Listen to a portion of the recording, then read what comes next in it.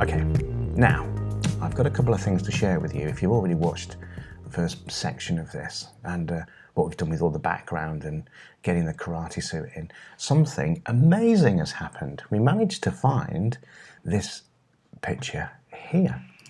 Now, what's really great about this is you can see the perspective is slightly distorted, because if you look down the side here, where I'm putting the mouse arrow, you can see that it's been taken sitting on a desk, taken across it, so the perspective is quite distorted. But this picture of Colin surfaced from when that photo was originally, I guess, taken and posted on Facebook, which is great, because what this is going to really help me with is the side of the jacket here and all this shading, because if you remember rightly, if we go back to the original picture, let's drag that to the top just so you can see it. We had all this water damage here, and in this picture here that's been surfaced on Facebook, the water damage doesn't exist. And something else that came to my attention, which when I was looking at this image here, and I have to confess I had absolutely no idea, because if you've watched the other video, you will know when I received this image of Colin, I knew nothing about Colin whatsoever. I knew nothing about where this photo was taken. And it now seems so obvious to me. So I'll just explain it to you. Because this is all water damage, then a lot of the damage is going vertically, like this, yeah? This piece here, because he's got water damage here and here, I assumed was either a mark in the photo or part of the water damage. Well, now I see this picture, it became very evident, and you can even see the folds in his skin here in his arm. The reason I thought he was rolling up his sleeve, no. The reason he has his arm in this position is because this is actually a 5mm stainless steel rod to show black belt bind over matter. Now, that now makes complete sense to me. And although a section of it here seems to have disappeared, look, in that photo, it's very clear in this one, and you can also see the folds in his skin where he's pushed it through. And obviously what he's doing is he's displaying to the camera that that's exactly what he's done. So the great thing about having that image is it's going to help us fix this area here. Okay, let's undo that layer movement, put Colin back down here. Now, what I've been able to do is, let's get our paths out, I'll show you, and we'll just crank up this picture here, which I've taken and just distorted and scaled a little bit so it's more, the perspective fits better in the photo. So what I was able to do is then use this as a guide for the bottom section here. And what I've done now is I've added some trousers, which I'll show you down here, which is here, and trouser shading. So I've used the brush tool to airbrush these sections in here. And what we've also got is I've started working on this section here for the shading on the karate suit, which is looking quite nice down here. So you can see this section here. And what I've done as well is I realized from the photo, which you couldn't see in the damaged area, that the jacket does have a slightly smaller trim around here and around the bottom. I had already done actually the bottom edge, but it was as thick as this section here, that the lapel that folds over. And then I did a bit of homework online and found out that this bit and this section here, which is the open section of the jacket, has a very small trim, so I wanted to get that right, so I've done that. I've actually redone this section here because, again, I could see that more clearly in this photo of Colin, and it was much smaller than what I had originally got, so that picture's very helpful. Okay, so we've done some nice shading down here for the trousers. If I just put the background into a different colour, you'll see that I've got the trousers right to the edge, so that's quite cool. And we've put some shading in here and a little bit of cotton detail. Let's just undo that. Done a little bit of soft shading in here by using our paths like I showed you in the first one. And what we are going to focus on now is this area here. So because I had this image and I was able to bring that into here and distort it, because if you look at the difference, look, if I move to this quickly, you'll see that the correct perspective for Colin is he's obviously tall, his body's taller in that section.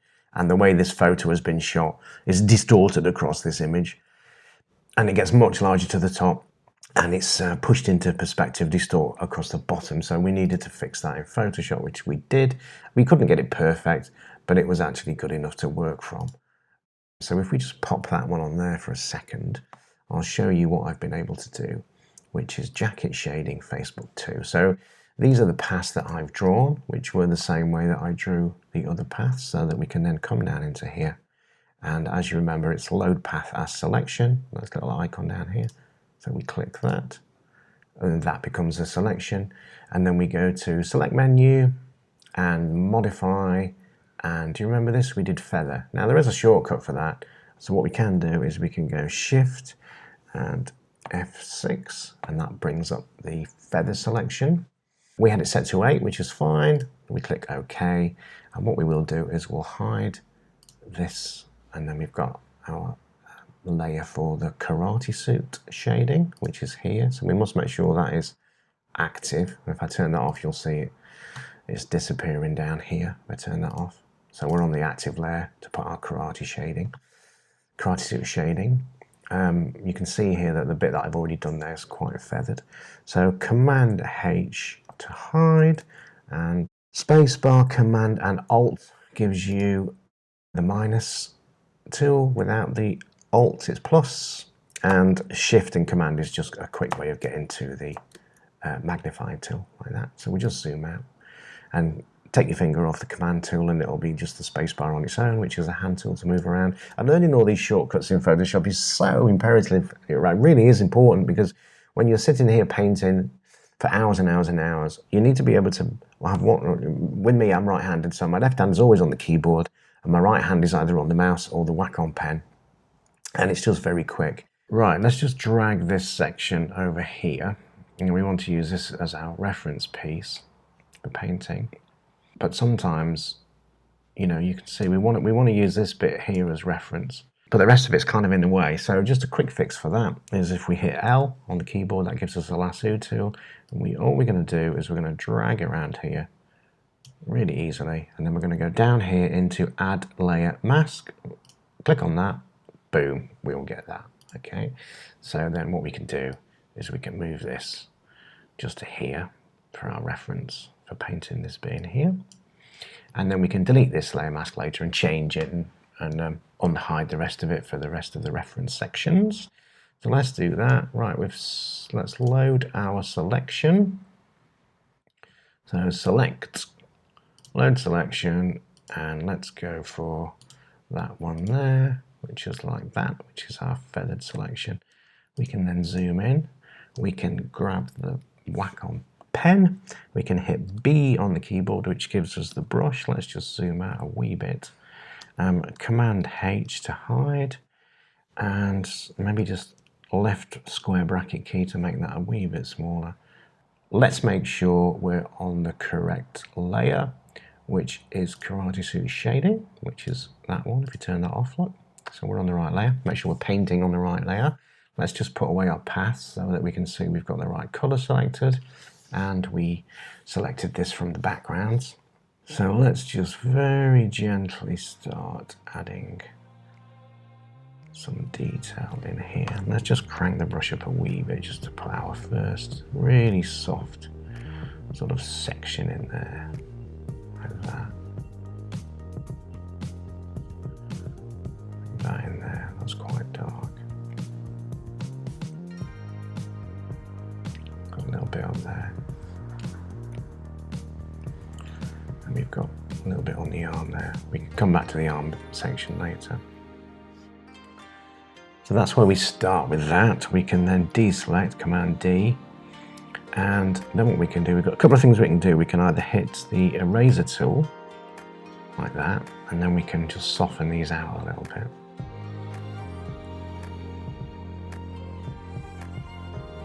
Like this. That needs to be a wee bit softer there. Maybe down here a wee bit.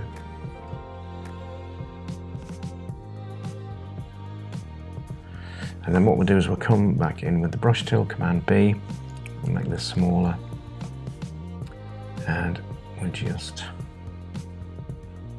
come down here like this, a little bit more freehand rather than our mask, and we'll work around this area here until that's correct.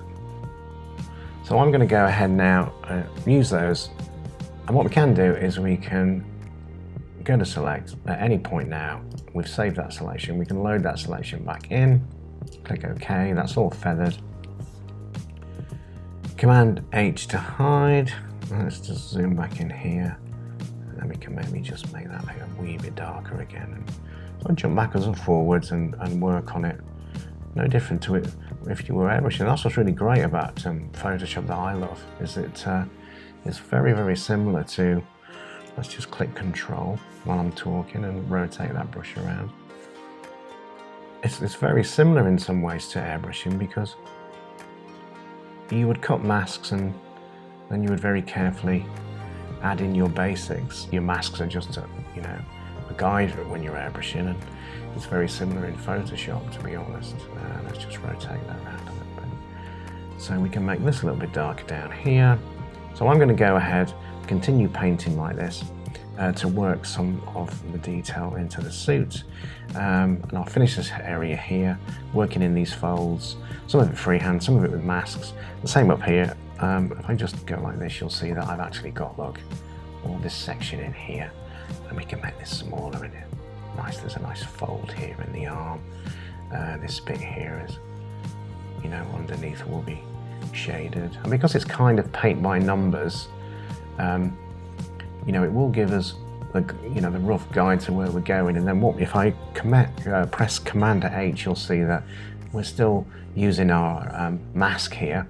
And like if you were airbrushing, you would be cutting this mask out with a scalpel all the way around here, like this.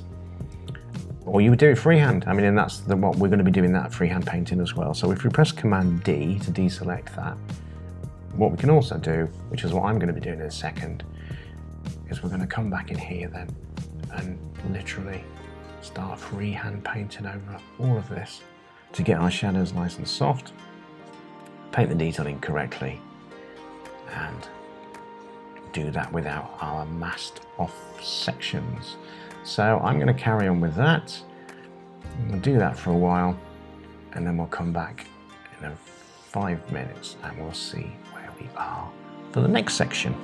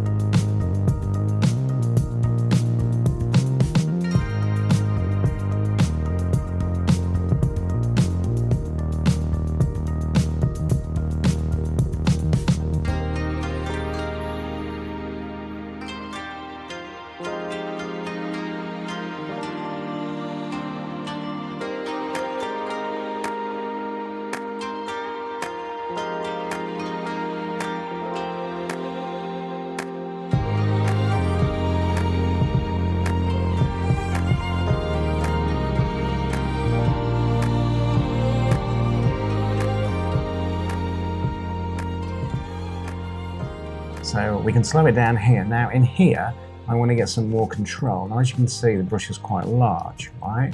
So if we turn this section on here, which is for the Wacom tablet, if I just roll over that and hold it, you'll see it says always use pressure for size. When off, brush preset controls pressure. So if I click this on, And let's do it over here so you can see it better.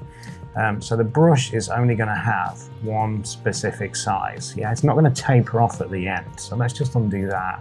And then if we switch this on, what will happen is we get a nice tapered edge, a bit like if you were doing air on, air off when you're airbrushing towards the end of a stroke. Yeah, so you get a nice tapered stroke, a bit like when you close down the needle and you keep the air going, it gives you a nice point like that, so you can get a nice fine edge.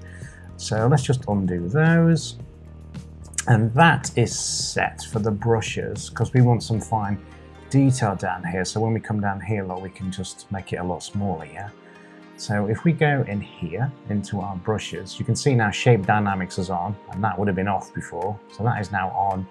And we can control how that works and get a preview in here.